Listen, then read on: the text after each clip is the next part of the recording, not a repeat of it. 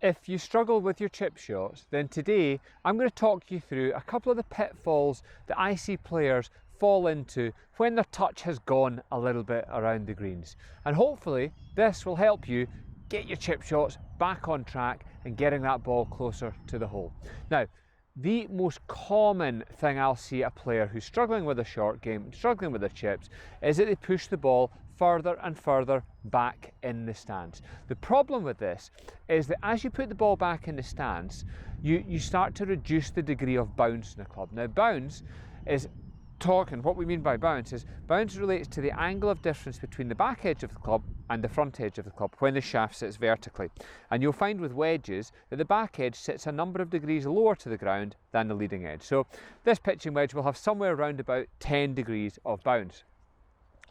When you put the ball further back in the stance, what you create is a forwards lean in the shaft. Now, for every 1 degree that the shaft leans forwards, you reduce the degree of bounce by 1 degree. So, if I have a 10-degree bounce and I push my hands and push the ball back and I get into a 12-15 degree forwards lean, I now have a negative degree of bounce, which means my leading edge of the club is like a knife edge.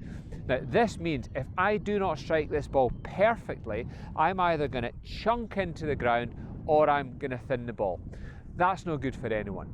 Let's make chip shots easier and more forgiving. So, when you're playing the shots, position the ball more central in the stance. Now, this is not talking about a little chip and run shot, in which case 7-iron chip and run, ball a little bit further back in the stance, absolutely accepted.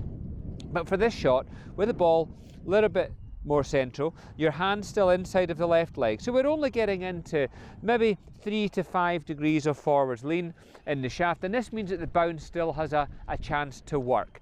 The other thing that happens when the ball goes back in the stance is as it goes back, it causes a player's shoulders to close. Now, when they close and point to the right, this makes the backswing work too much around their body, and this player then has to really work their hands awful hard on the way down to square the club face back up. Now, as you do this and you work the hands, you're actually de-lofting the club even more and making your leading edge even sharper again. So, let's not do that. We're going to set up ball central, hand inside left leg. Get that more pressure, maybe 60-65% onto your front foot, but try and have the feeling of your shoulders being relatively square to target. We don't want the shoulders aiming away to the right.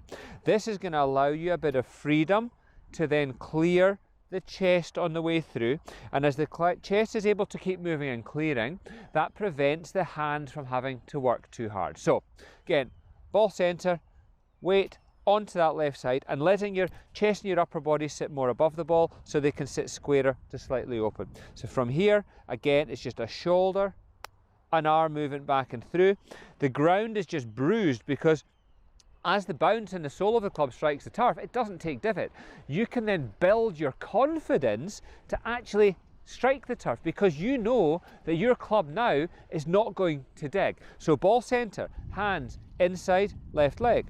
The weight is on the left and we get the chest just above the ball. From there, it's just a rock back, a rock through. The grass is bruised at the bottom again. So I'm not trying to clip this without touching the ground. I'm allowing my club to strike there. In fact, when you use the bounce correctly, you can actually get away with hitting the ground a tiny little bit before the ball. That will still allow the ball to be struck correctly. The bounce is there to help you. Ball centered, hand inside left leg. Shoulder and chest movement, back and through. Ball comes off the club face, grass is bruised and the ball flights to target. I hope this is going to help you, and if you are one of these players who's struggling with the chip shots, really give this a go. You'll still have to do some practice to build your confidence, but get the bounce working. The last thing is watch the pace of your swing. Do not get too quick. Try and keep your pace nice and even and don't rush it. Hope this helps you. If you want to watch some more videos to help you with your game, head on over to my YouTube channel, click the subscribe button and you'll get lots more helpful videos there.